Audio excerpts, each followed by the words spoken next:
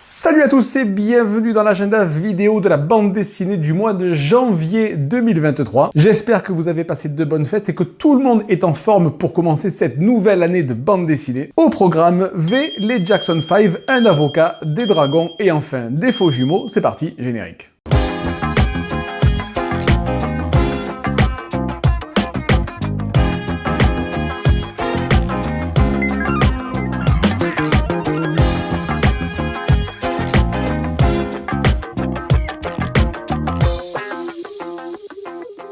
Allez, on reprend les bonnes vieilles habitudes et on commence par les opérations spéciales. Il y en a beaucoup ce mois-ci chez Bamboo, une opération Humour 2023 à 4,99 €. Parmi les titres, il y aura T-Zombie, les profs, les gendarmes, les pompiers. Chez Dupuis, également une sélection à 4,99 € parmi Kid Paddle, Boule et Bill, Spirou et Fantasio ou la boîte à musique. Chez Fluide Glacial, là aussi 4,99 €, une toute petite opération parmi Dieu.0, les poilus, les fables avec du poil ou Star Fiction. Chez Urban, évidemment, c'est la deuxième vague des Urban Nomades. Cette sélection, petit prix de poche, même s'il faut des grandes poches. Cette fois-ci, il y aura Kingdom Come, Joker, Wild Last Man, V pour Vendetta ou encore Red Son, du très bon. Et enfin, chez Casterman, pour fêter la 50e édition du festival de bande dessinée d'Angoulême, une opération de réédition à 12 € qui sortira le 25 janvier. Alex Skinner, Le Cahier Bleu, la trilogie Nicopole ou encore Jonas Fink. On est très gâtés niveau opération spéciale. Ce mois-ci, je vous l'ai dit, on reprend les bonnes habitudes. Mon coup de cœur, il est chez Dargo avec Tous les vivants de Muradov Roman. Alors le pitch est pas très gai, mais les planches sont absolument magnifiques. Alors qu'elle vient de se suicider, une jeune femme gagne le droit de reprendre le cours de sa vie, mais désormais, elle peut voir des fantômes qui errent sur Terre, dont le sien, ce qui présente quelques avantages. L'auteur a travaillé dans la BD, l'illustration, le journalisme, et je trouve qu'il livre une bande dessinée, mais vraiment subtile et magnifique.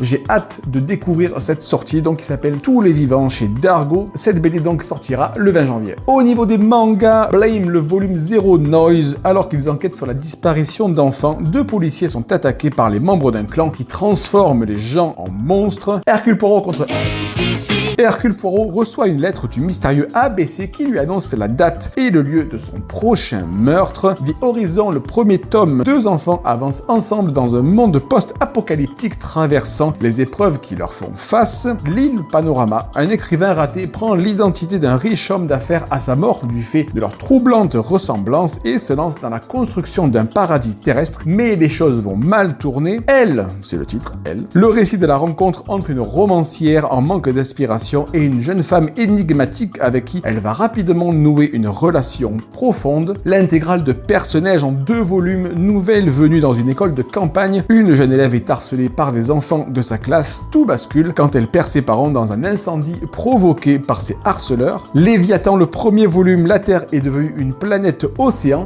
Comme dans Waterworld, des monstres marins rôdent et s'en prennent aux pêcheurs la nuit. Cujo, l'implacable, le premier volume, l'histoire d'un avocat qui désire par-dessus tout trouver une ligne de défense pour ses clients, peu importe le crime qu'ils aient commis. Et enfin, la petite pastille interdite aux moins de 18 ans, la librairie des mystères. Un jeune homme emménage dans une vieille maison qui s'avère être aussi une librairie pour les dieux. Le libraire cache un lourd secret, il possède un filtre de jouvence. Ok.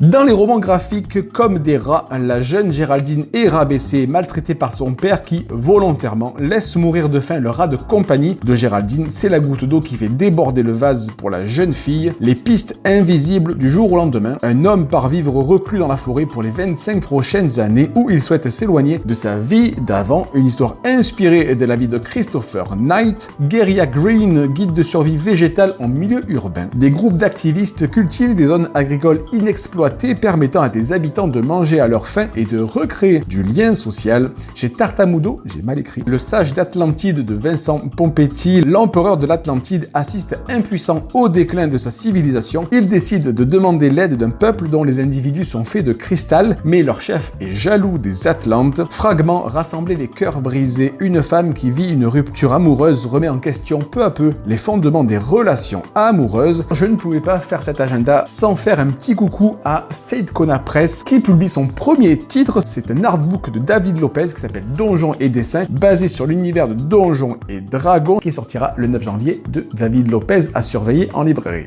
Dans les BD Mediator, un crime chimiquement pur. Et oui, le combat de Irène Frachon, un pneumologue, contre les laboratoires Servier et le Mediator, un médicament aux effets secondaires désastreux et notamment cardiaques. TMLP, ta mère la pute. Et oui, et oui, paf, pastèque. Chronique d'une bande de jeunes dans une cité flambante neuve des années 70. Liberty, on reste dans les années 70. En 1974, une jeune zaïroise tombe enceinte d'un Américain de passage. Elle décide de quitter le Zaïre pour les États-Unis et décide que sa fille s'appellera Liberty. Mademoiselle Else, pour sauver son père de la faillite, une jeune femme demande l'aide financière d'un riche ami de la famille. Celui-ci accepte à une condition qu'il puisse regarder la jeune femme nue pendant 15 minutes. Arca, superbe couverture. Eric se réveille lors d'un long voyage à bord du vaisseau spatial Arca qui a duré plus longtemps que prévu. Les passagers se retrouvent enfermés dans un labyrinthe qui défie les lois de la physique. Aurora, le premier volume phénomène. 2222 enfants naissent lors d'une aurore boréale, mais leur dessein est d'asservir l'humanité.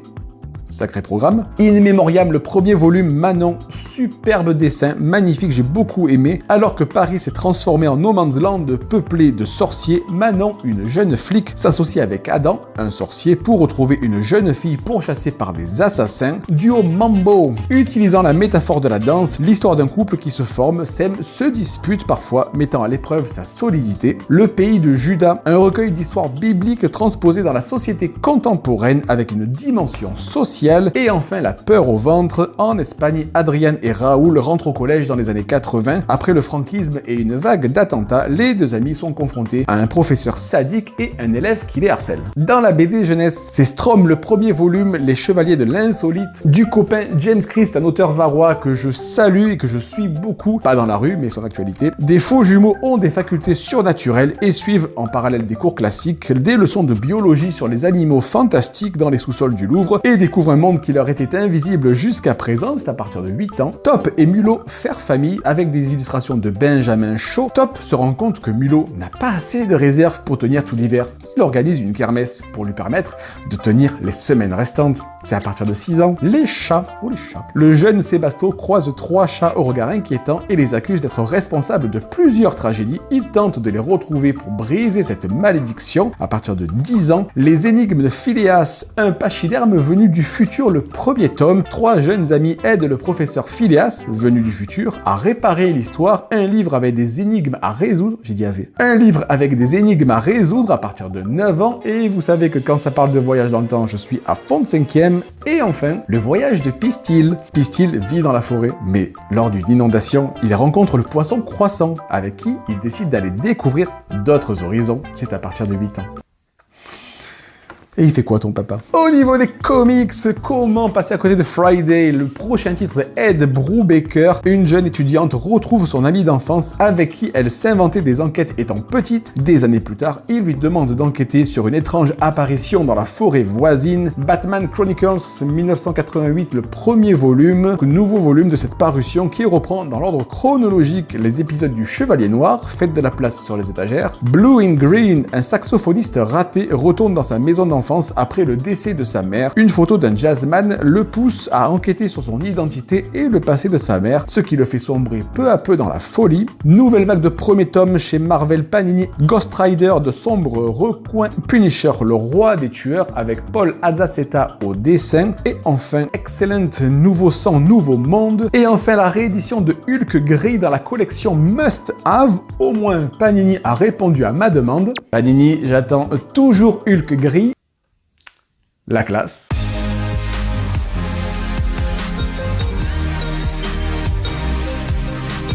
Not All Robots. En 2056, chaque famille possède un robot qui l'aide dans ses tâches domestiques. Le robot de la famille Walter passe son temps à construire des machines pour tenter de tuer sa famille d'accueil. Et enfin, Big Under, un cratère géant est apparu dans Paris au XVIIIe siècle. 300 ans plus tard, une jeune fille disparaît. Ses amis partent à sa recherche dans les entrailles de la Terre. Au niveau des festivals, difficile de passer à côté de la 50e édition du festival de bande dessinée d'Angoulême qui se tiendra du 26 au 29 janvier, j'en parlais au début de cette vidéo, avec des expositions tels que Fab Caro sur la colline, Rock Pop Wiz quand la BD monte le son, et enfin 50 ans, 50 œuvres, 50 albums. Et au niveau des dédicaces, et oui parce qu'il y a des dédicaces, le 14 janvier chez Momi Grenoble à partir de 15h, dédicace de Sandrine Goalec pour Les Souris du Louvre, le tome 4 qui était paru chez Delcourt. Le 23 janvier à Marseille, de l'autre côté donc, à la librairie Tsundoku, c'est une grande librairie spécialisée manga, la venue de Junji Ito pour la sortie de son artbook. Et enfin le 31